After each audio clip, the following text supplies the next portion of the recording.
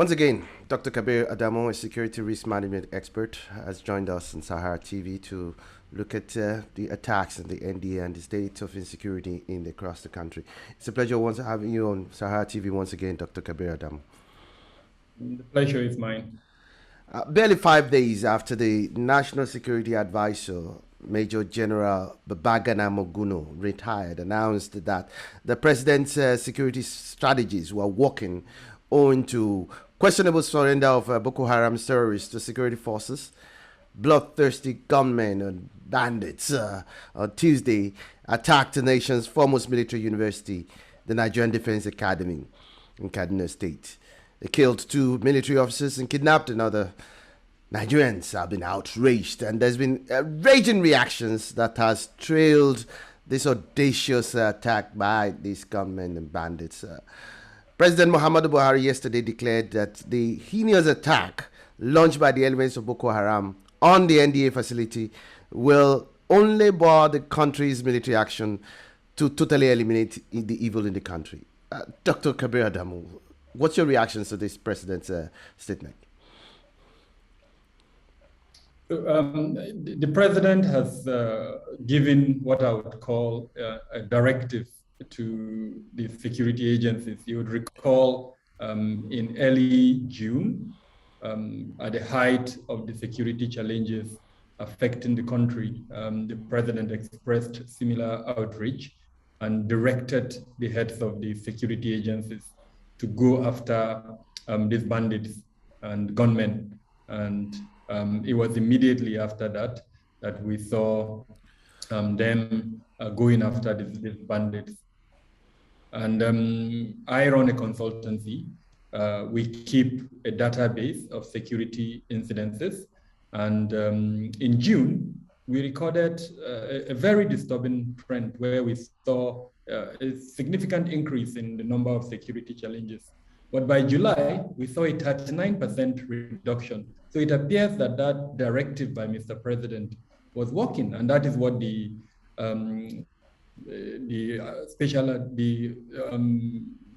NSA, yes, the National Security Advisor, hinted when he said the president's directive was working. But data actually showed that. It showed a 39% reduction in fatalities between June and July. However, we released a report, that's my consultancy, Beacon released a report saying that for this effort to be sustainable, certain things need to be done. And I'll quickly mention these things. We advise that there should be enhanced coordination between the federal and state governments in these particular areas. Number one, addressing the socio-economic grievances that are tearing at the very seams of our country. There is no day that you wake up that you don't hear either cries against marginalization, some of them real, some of them perceived, some of them based on political exclusion, some of them on economic exclusion, and some on social exclusion, sometimes even within the same ethnic groups or sometimes the same state. And I'll give you so many examples, Benue, Kogi, name them. So we talked about enhancing cooperation between the federal and state governments in that. We talked about the youth bulge, the unemployment that is affecting 33% of Nigerians. And in fact, if you pick the youth category, the percentage that are around 70%, we talked about addressing that. And this is collaborative effort between the federal and state government. Then we talked about weapons proliferation, small arms and light weapons. There are so many of them within the country. And I don't want to go into that. Perhaps in the course of our conversation, we'll talk about that. But we need to address that. And we're not doing enough. And it has to be a collaborative effort between the state and the federal government. Then we also talked about the weak and ineffective and inefficient criminal justice system that is failing to arrest and punish offenders. Now, in discussing that, we said that there must be enhanced collaboration between the state and the federal government to ensure that they strengthen the criminal justice system so that offenders are arrested. And then we also talked about our weak and porous borders. where weapons are coming in, bad elements are coming into the country. We have an immigration service that I'm sorry to say is as good as ineffective, and nobody is talking about it. We have a customs service that concentrates on only one major component of the borders, forgetting the other components completely, and nobody seems to be talking about it. Everybody talks about the military. And then we also talked about certain elements within our structure, our constitution. So as an example, the Land Use Act vests control of land in the governors. The forest where these bandits are hiding are within the jurisdiction of the governors. But how come nobody is picking holes and talking to the governors and asking them critical questions? Why are they not protecting this forest? Yes, the argument may be because the military, the police, and others are within the control of the federal government. But every year, every month, these governors collect a security vote. They need to be transparent in what they do with that security vote.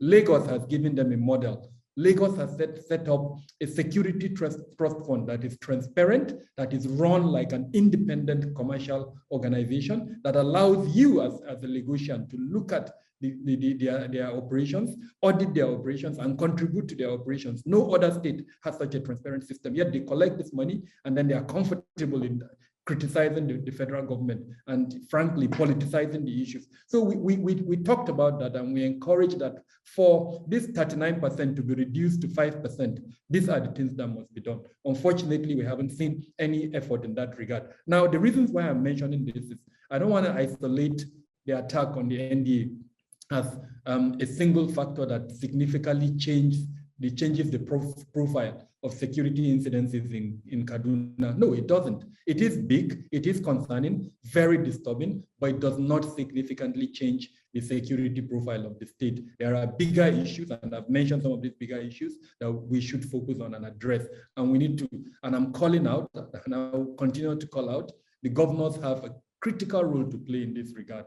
If there were local government heads, in terms of the strength, the structure of the local government in Nigeria, I'll call them out now. But because we've really weakened them, I'll focus on both the federal government and the state government. Frankly, the consequence of not playing their role, not seeing improved collaboration between these two levels of government, I'm sorry to say, we could be not in the too far future, we're talking about a failed state. Wow, that's ominous. Let's get back to the attack itself. You're the expert here. I mean, a lot of questions still remain unanswered.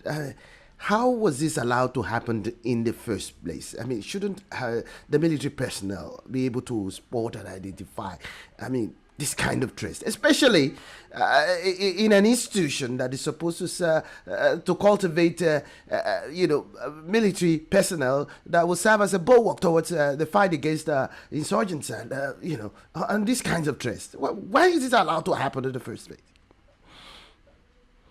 So there are two principles of security that I would like to mention here. One of them is called risk habituation. And then the other one is just what we call a syndrome. In security parlance, we call it the boiling frog syndrome. I don't know if it's been tested, but you put a frog on fire, you start heating the fire, the body temperature of the fire starts changing to adjust to the environment outside. And then that's how it would continue to adjust until unfortunately it reaches a point where it becomes like the fire and most times die or explode. Now, what does this mean? It means the NDA was situated in an elevated threat environment. The threat environment was getting elevated on a daily basis. The circumstances were increasing consistently, but the NDA never responded to those changes in the environment until the consequence of that affected it. The second principle is risk habituation, where because you are located in a risk environment and that risk does not affect you, you kind of accept the risk, mainly because your risk appetite has been increased to a level where you just kind of accept it. And I'll give you an example. Most of us Nigerians are living in an elevated threat environment. Now, if you want to bring in an expert, a foreign person into Nigeria, the person will be worried. But we are not worried. We are living day by deal with those risks. And so that's risk habitation, really. So I think those are the two things that affected the NDA. Their security posture was not, I can talk about that. Access control was deficient. Physical security was deficient. The processes that would have brought this two together, the physical control and then the third element, which is the human element within the NDA, all of them had issues. They were deficient. Now, this is what the adversary took advantage of. There were gaps in terms of the security posture in the academy. So the adversary took advantage of those gaps and then, of course, succeeded in carrying out those attacks. Now, the gaps would include the integrity of defense. It would include the number of military personnel that were on duty on that day. It would include the fact that it happened at night. They took advantage of the cover of darkness. It would include the possibility that there were farms that had been where corn or other crops that were of a high nature that would allow the criminals to hide, where may have been behind the fence. It could include the fact that lighting was not adequate and several other factors that the adversary may have exploited. So yes, if you combine the two elements, the boiling frog syndrome that I mentioned with risk habituation, as well as this deficiency in physical security, deficiency in processes, and deficiency in the human component within the NDA, your reason would be somewhere in between all of these three things that I've mentioned. This kind of a successful attack on the Defense Academy led to the kidnapping of a top-ranking military official. What message does it purport for Mr. President and the military? In simple terms, it is an affront on the highest security department, defense department within the country. The military represents that echelon, that highest elevated level of security posture that the country has. And now it's been attacked. Its security has been breached. Even though I hear some people saying it's a training academy, it's an institution.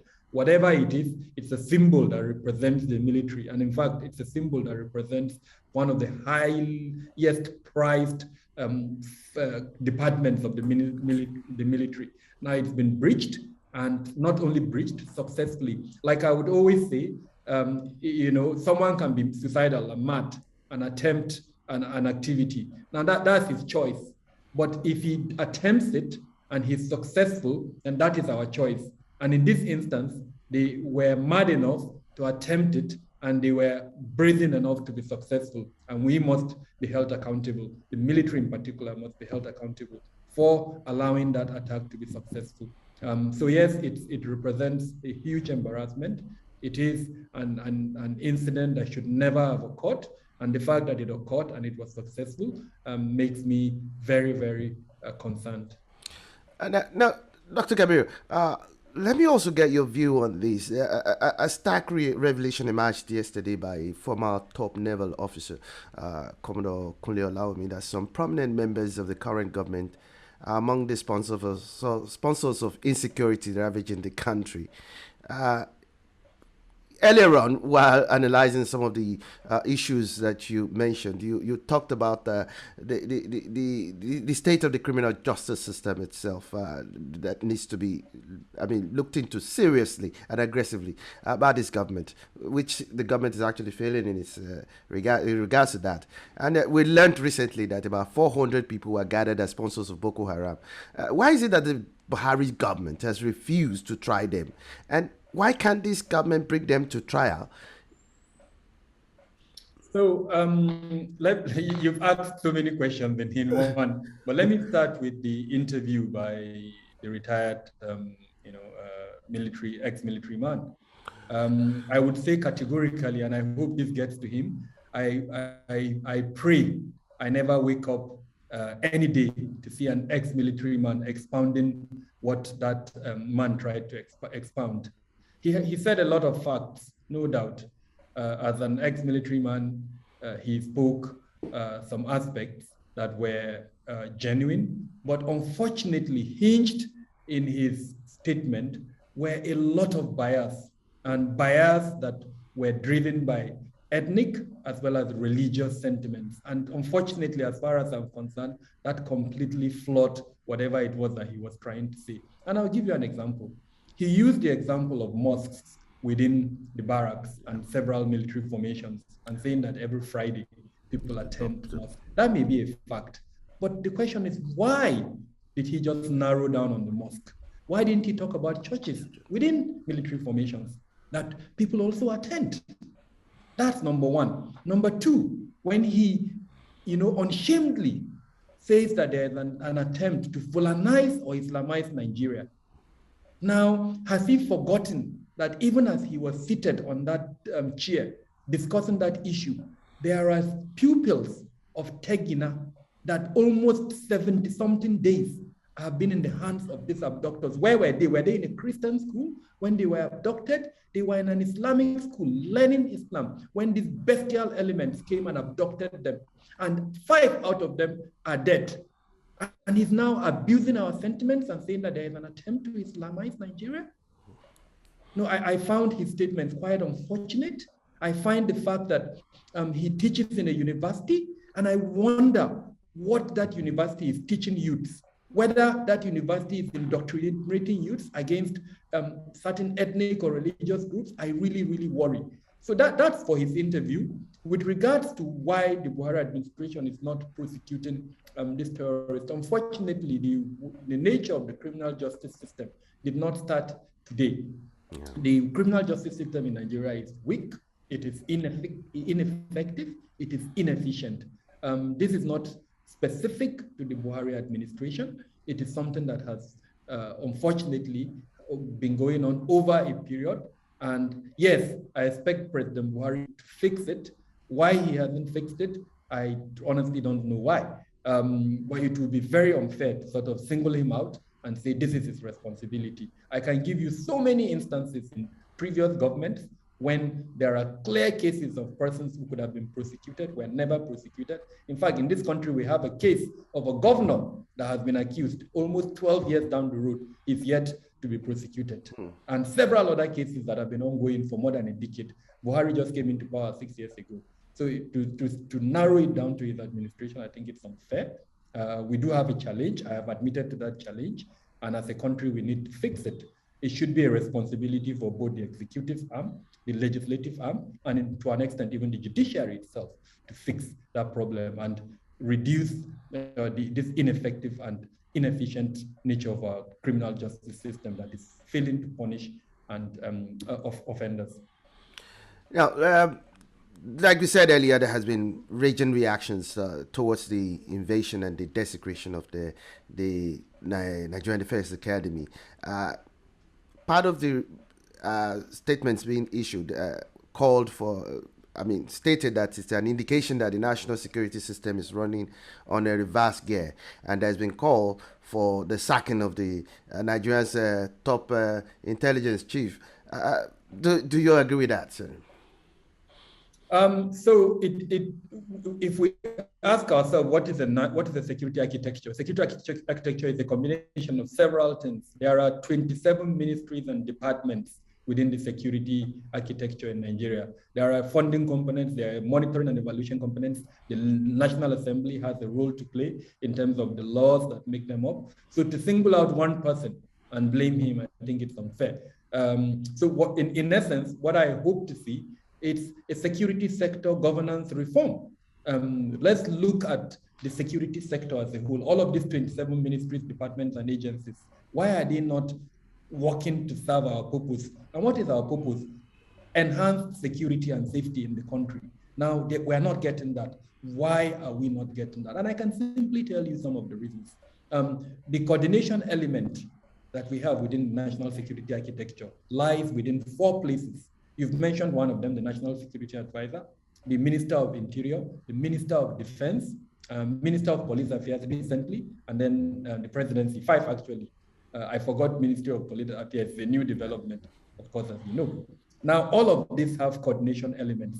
How many times do they meet to coordinate national security? Frankly, no. We do have, a National Security Council. How many times does that council meet? And if that council meets, I urge you to look at the template, the mandate of that council. What does it say that that council should be doing? After this NDA attack, I expect that council to meet. And at the end of that meeting, for Nigerians to be addressed so that we are reassured. That hasn't happened yet. So that council, for me, should be made more effective so that coordination, that should be the principal element of these 5 places that I met, should be enhanced. Now, there is a lacuna within the constitution. Some of the agencies, the 27 ministries and agencies that I mentioned, have responsibility for policing. But unfortunately, perhaps over time, maybe because of politics, of sheer inefficiency, some of these departments that are responsible for policing have been separated, and not only separated, they've been put under different ministries. I'll give you an example. Road safety, it's purely policing, the agency that's in charge of road safety. To an extent, immigration is purely policing. To an extent, there are a lot of countries in the world that the immigration is actually under the police. Now, there are several others, but let me just stop here for time purposes. Now, you find out that the police, which is the parent body, and in fact, incidentally, it is from the police that most of these organizations were created. Drug law enforcement agency is one of them, but they are not under the same ministry. Some of them are under Ministry of Interior, while others are under the Ministry of Police Affairs. Now, I just mentioned earlier on that this coordination ministries don't even meet regularly for them to coordinate. Now, in this instance, they're actually under different ministries. Yet, somebody would come and say that we don't have enough security personnel. No, I do not subscribe to that. We have enough. What we lack is synergy and coordination among them. Now, the third element I would like to mention, which is absolutely important, is the archaic laws that we have. If you allow me to use the word, moribund laws that we have that are no longer serving our purpose, that frankly do not meet the aspirations of the modern day Nigeria. Most of these laws were created under a military era, and I must commend the Buhari administration for attempting to democratize some of these laws. It's done that with the police. What is lacking is implementation. The laws have been created, but it is yet to be implemented. Now, pick almost all the other security agencies. Those laws are moribund. Now, under that is also the very defective training functions within the security agencies. The trainings are functions of the laws. We have to remember that whatever you are training someone, you would have picked your mandate from the law that created that agency. Now, if the training manuals reflect the laws that existed or that are currently existing, at what point did anyone think about going to change those training manuals? Now, an example is the police. The Buhari administration has put forward a new police act. Has the police looked at its training manuals in an attempt to democratize or include components of this new law into the training manuals? No. And that is why we have police that don't even understand the ethos of their function, which is to serve you and I. Then the final element I would like to mention, there are so many, but I'll restrict it here. The corruption and lack of accountability within the security architecture. Now, why is that? The simple reason is because we do not have monitoring and evaluation functions in a manner that is transparent, that allows you as the media to ask critical questions of the security agency. Now, what do I mean? In virtually all organizations, you have monitoring and evaluation, key performance indicators that will tell you, if you do this, you've achieved level A. If you do that, you've achieved level A. In the security architecture, quote unquote, we don't have that.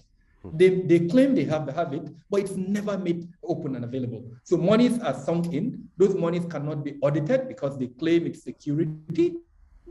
And then functions are carried out. You can't have KPIs because they claim it's security. So we need to change that. We should introduce monitoring and evaluation functions, introduce key performance indicators that would allow especially the National Assembly to, during their oversight functions, to evaluate and ask critical questions. You said in 3 months you are going to reduce kidnapping to 100. Why haven't you done that? You came with the budget, we gave you the budget, you said these are your key performance indicators. We don't have that in the security architecture. So again, back to your question, it would be very unfair to single out one agency or one individual to heap the blame on when all of these multifaceted issues that I've mentioned are the reasons why we're where we are within our security architecture. We're about running out of time, but it would be remiss if I never ask you this question with regards to the just killings. The governor has actually imposed a curfew, and the killings still continue unabated. What should be done at this critical point to tackle Nigeria's security challenges?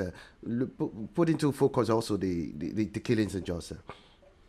The north central part of Nigeria is afflicted, unfortunately, by issues around farmer-herder conflict, the banditry that is affecting it. I mean, the summary of everything I'm going to say revolves around one thing, which is strengthening the criminal justice system to arrest and punish offenders. The second point is we must dominate the ungoverned spaces. The criminal justice system should be effective. It shouldn't differentiate on any basis. Anyone who offends, whether Christian, whether Muslim, whether Fulani, whether Birom, whether Irigwe, he should be arrested and prosecuted. Currently, we're not seeing that. In fact, we're not seeing enough arrest, we're not seeing enough prosecution. Everybody is trying to be politically correct. Peace building efforts must be enhanced. Mass hate messaging that I'm seeing should be reduced. And in that regard, I want to call on the media. The media is either unwittingly or sometimes wittingly propagating hate messaging. And I think the media has to play a role in reducing hate messaging. When profiling and stigmatization of certain groups are done, it's hate messaging, and the media should be conscious of that. So all of this hopefully would help reduce the situation in the north central part of Nigeria, specifically in Jos Plateau State. Dr. Kabir Adamu, we really appreciate your insightful perspective and analysis in this regard. Thank you very much for having me.